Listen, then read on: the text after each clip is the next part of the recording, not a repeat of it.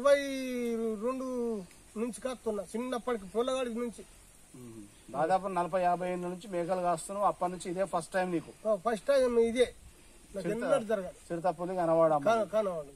నేను పెద్ద గుట్టల పని కూడా తిరిగి నుండి కాను అటు గట్ల, కానీ ఇదే గుట్ట తిరిగేది. నేను కానీ నేననేది ఏంటంటే దానికి ఒక అది కనబడ్డ చిరుతపులి అనేది 20 మీటర్ల దూరం కూడా లేదు. ఈడికెళ్ళి చూసి అరిచినావా? ఇగో ఈడికెళ్ళి అరిచడం కాదు, ఉరికినిగా. అంటే నీకు భయపడలే? నేను భయపడలే. ఇక ఉరికిన అబ్బా మేకానే అంత పెద్ద మేకానే గుంజుకపోతున్నా, ఇదేంది అని ఉరికిన. ఇప్పుడు ఇంతకు ముందు ఎప్పుడన్నా చూసి? వారం రోజుల నుంచి నందిపేట సెక్షన్ పరిధిలో చిరుత సంచరిస్తుందని చెప్పేసి సోషల్ మీడియాలో హల్చల్ కావడం జరుగుతుంది. దానిలో భాగంగా గత ఒక 4-5 రోజుల క్రితము మనకు ఒక చిరుత కనబడ్డని చెప్పేసి బాధునకు సంబంధించిన గ్రామస్తులు చెప్పైతే వెంటనే తెల్లవారుజామున 6 గంటల ప్రాంతంలో అక్కడ ఏది నందిపేట సెక్షన్ పరిధిలో బజార్ కొత్తూరు రిజర్వ్ ఫారెస్ట్లో కంపార్ట్మెంట్ నెంబర్ 104 యందు మేము హాజరైపోయి morning with the help of police వాళ్ళతో 6 గంటల ప్రాంతంలో అక్కడికి రావడం జరిగింది.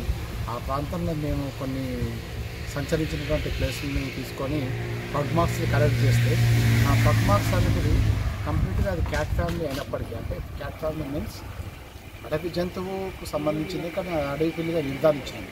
అది ఎట్లా అంటే జనరల్గా ఒక చిరుత కానీ ఒక పులి కానీ అయినట్టయితే దాదాపు అది 8 నుంచి 10 సెంటీమీటర్ల పొడవు గల పాదముద్రలు కలిగి ఉంటుంది. కానీ అది ఏంటంటే కేవలము 2 నుంచి 3 సెంటీమీటర్లు ఉండడం వల్ల అది ఒక అడవి పిల్లిగా పరిగణించడము. ఆ తర్వాత మనం డిక్లరేషన్ తర్వాత యథావిధిగా స్థానికులంతా కూడా పిలుచుకొని ఎవరి పని వాళ్ళు చేసుకోవడం జరిగింది. తర్వాత నిన్న రాత్రి సుమారు 8-9 గంటల ప్రాంతంలో నాకు మళ్ళీ నందిపేట ఏరియా ప్రాంతంలో చిరుత సంచారించింది సార్. ఆ చిరుత ఒక మేకను కూడా అటాక్ చేసిందని చెప్పేసి ఫొటోస్ వీడియో వైరల్ అయింది. సో వెంటనే స్పందించిన మేము ఉన్నతాధికారులకు తెలియజేసి మార్నింగ్ ఇక్కడ స్థానిక నందిపేట ఎస్ఐ గారి సమక్షంలో, చిరంజీవి గారి సమక్షంలో రావడం జరిగింది. వచ్చి అక్కడ ఉన్నటువంటి స్థానికుల సహాయంతో కంప్లీట్గా మేము ఆ నందిపేట ఫారెస్ట్లో ఉన్నటువంటి పరిసర ప్రాంతాల్లో ఎవరైతే చిరుతను తిని అంటే పట్టింది అని అన్నారో అదే స్వయంగా మేకల కాపర్ని తీసుకెళ్ళి ఆ ప్రదేశానికి చేరుకోవడం జరిగింది. చేరుకున్న తర్వాత అక్కడ చూసినట్లయితే అక్కడ ఎటువంటి ఆనవాళ్ళు కూడా మాకు లభించలేదు. దాదాపు 2 గంటల పాటు ప్రాంతాన్ని అంతా కూడా సంచరించి తిరిగి చూస్తే ఏ ప్రాంతం కూడా సంచరించలేదు. బికాస్ అక్కడ అంతా రాకీ ప్యాచ్ ఉంది, అంటే రాళ్లతో కూడినటువంటి భూమి ఉండడం వల్ల మేబీ దొరకలేదేమో. కానీ చిరుత మేబీ ఇక్కడ ఈ ప్లేస్లో పట్టింది అంటే అది ఏదైనా నేను చిరుత అని చెప్పలేను, బట్ ఏదో వైల్డ్ ఎనిమల్ అయితే దాన్ని అటాక్ చేసిందని చెప్పేసి నేను అనుకుంటున్నాను. కానీ వాళ్ళు ఇది చిరుత పట్టింది అది పట్టిందని చెప్పడం అనేది చూస్తున్నాను. ఫస్ట్ ఆఫ్ ఆల్ ఏంటంటే వాళ్ళు చిరుత ఏ ప్లేస్లో పట్టింది, మరి ఎక్కడ పట్టింది, నువ్వు ఎందుకు పోయినావు అంటే వాళ్ళు మేము అడవి ప్రాంతానికి పోయినాము, అడవిలో పట్టిందని చెప్తున్నారు. అసలు వాళ్ళు అడవికి వెళ్ళాల్సిన అవసరం ఏముంటుంది? అడవిలో ఉన్న జంతువు అడవిలోనే పట్టింది కాబట్టి అది దాని నేచర్. అది ఈవెన్ విలేజ్లలో కానీ ఈ పశువులకు సంబంధించిన కొట్టంలో కానీ ఇంకా రోడ్డు మీద కానీ ఏదైనా అటాక్ చేస్తే అధికారులు చర్యలు తీసుకొని దానిపై నష్టపరిహారం చెల్లించడము, లేకపోతే స్థానికులకు ఆందోళన కలగకుండా చర్యలు చేయడమే జరుగుతుంది. నువ్వు అడవిలోకి మేతకు తీసుకెళ్ళి అడవిలో మాకు చిరుత కనబడ్డది పట్టిందంటే ఆ జీవి ఏదైతే జంతువు ఉందో అది అడవిలోనే తిరుగుతుంది కాబట్టి ఆ ప్రదేశంలో నువ్వు వెళ్ళడం నేరం. అటవీ చట్ట రీత్యా ప్రకారం 1967 ఫారెస్ట్ యాక్ట్ ప్రకారం నేరం. దట్టు మళ్ళీ వన్యప్రాణి సంరక్షణ చట్టం 1972 ప్రకారము అక్కడ ప్రాంతంలో ఉన్నటువంటి వైల్డ్ ఎనిమల్స్ ఏదైనా సరే, అడవి జంతువులు ఏదైనా సరే వాటిని నువ్వు ఎదుర్కోవడము, వాటి కనబడితే టీచ్ చేయడం అనేది అంతా కూడా చట్టరీత్యా నేరం అవుతుంది. సో అక్కడ ఏమవుంది, నువ్వు పట్టింది అని చెప్పిన ఓకే చెప్పింది, కాకపోతే ఏమైందంటే నువ్వు పట్టిన జంతువు అది పట్టాలా, నువ్వు అడవి మేము ఫారెస్ట్ ఆఫీసర్లకు తెలియజేసినాము అంటే మరి మేమేం చేయాలా? అడవిలో ఉన్న జంతువు ఉంది, అడవిలో ఉన్న జంతువు అడవిలో ఉంటుంది కాబట్టి నువ్వు వెళ్ళడం నేరమని నీకు చెప్పడం జరుగుతున్నది.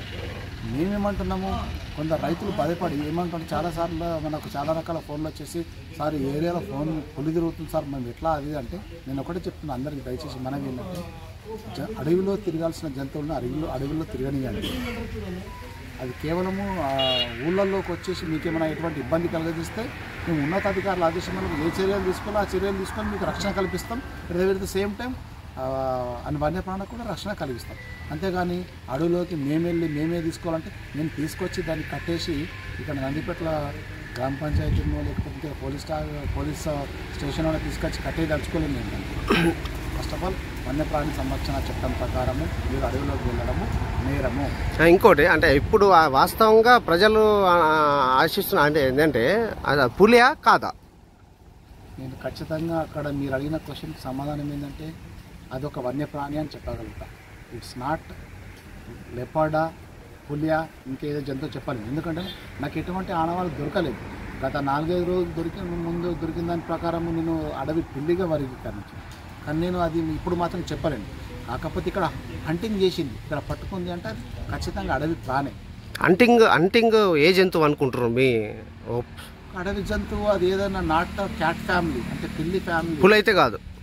నేను పులి అని చెప్పలేను, ఐదర్ సేమ్ టైం డాగ్ ఫ్యామిలీకి సంబంధించిన హైనా అని చెప్పలేను, కోడేలు అని చెప్పలేను, నక్క అని చెప్పలేను. ఏ జంతువు అయినా తన ఆహారం కోసము వేటాడడం అనేది సహజం ప్రకృతి రీత్యా. సో ఇది కామన్ కాబట్టి మేబీ ఉండొచ్చు. తన అన్న ప్రకారం, తను చూసిన ప్రకారం నేను అడిగిన ఇవాళ తన పశువుల కాపని అడుగుతుంటే, సార్ నేను 40 సంవత్సరాల నుంచి అడవులో తిరుగుతున్నా, నాకు ఎటువంటి ప్రాణి కనబడలేదు, ఇలా ఫస్ట్ టైం కనబడ్డది అని అన్నాడు. సో మేబీ ఆయన చూసింది నేను రాంగ్ అనొచ్చు, రైట్ అనొచ్చు. ఈవెన్ దో ఎనీ హ్యావ్, ఒకవేళ అది చిరుతనే అడవి పిల్లి ఏదైనా కానీ నువ్వు ఫస్ట్ ఆఫ్ ఆల్ అడవిలోకి వెళ్ళడం అనేది తప్పు. నువ్వు అడవిలోకి వెళ్ళి దాని ఆవాసం ఎక్కడైతే దాన్ని డిస్టర్బ్ చేసినావు కాబట్టి అది ఖచ్చితంగా అటాక్ చేస్తుంది. దానికి ఎటువంటి నష్టపరిహారం కూడా నీకు చెల్లించదు.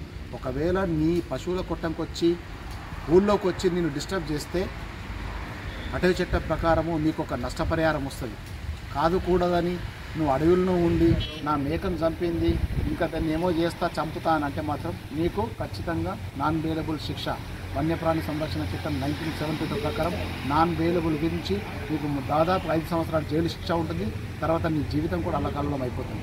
ఎప్పుడు కానీ వన్యప్రాణుల జోలికి వెళ్ళొద్దనేది నేను మనసుతో కోరుకుంటాను. ఇంకొందరు నేను ముఖ్య గమనిక అందరికీ రైతులకు చెప్పాల్సింది, అడవి చుట్టూ ఉన్నటువంటి ఎవరైతే పంట పొలాలు ఉన్నారో వాళ్ళు గుంపుగా వెళ్ళండి. ఏదైనా సమాచారం ఉంటే స్థానిక ఎస్ఐ గారికి, స్థానిక అటవీ శాఖ సిబ్బందికి తెలియజేయండి. మీకు ఏ రకమైన హెల్ప్ చేయడానికి సిద్ధం ఉన్నాం. మాకు ప్రజలు ముఖ్యం, అట్ ద సేమ్ టైం ప్రజలతో పాటు వన్యప్రాణుల సంరక్షణ కూడా ముఖ్యం. ఈ రెండింటిని కాపాడుతూ సమన్వయంగా మేము మీ అందరితో కలిసి పనిచేస్తాము. కానీ చట్టాన్ని మీ చేతులకు తీసుకొని పంట పొలాల చుట్టూ కరెంటు తీగలు, కరెంటు వైర్లు, విష పదార్థాలు ఏదైనా తయారు చేసి పెట్టి మా పంట పొలాన్ని డిస్టర్బ్ చేస్తే అని అనుకుంటే మాత్రం మీరు తగిన మూల్యం చెల్లించాల్సి వస్తుంది. తప్పకుండా మీరు ఎవ్వరూ కూడా ఎటువంటి హాని కలిగించే పదార్థాలను, హాని కలిగించే ఏ పనులు చేయరాదని మేము అటవీ శాఖ తరఫున తెలియజేస్తున్నాము. ఎటువంటి ఇబ్బంది ఉన్నా మాకు దయచేసి తెలియజేసిన వెంటనే స్పందించి మీకు తగిన రక్షణ కల్పించి వన్యప్రాణులకు సంరక్షణ కోరుకుంటామని కోరుతున్నాము. Thank you.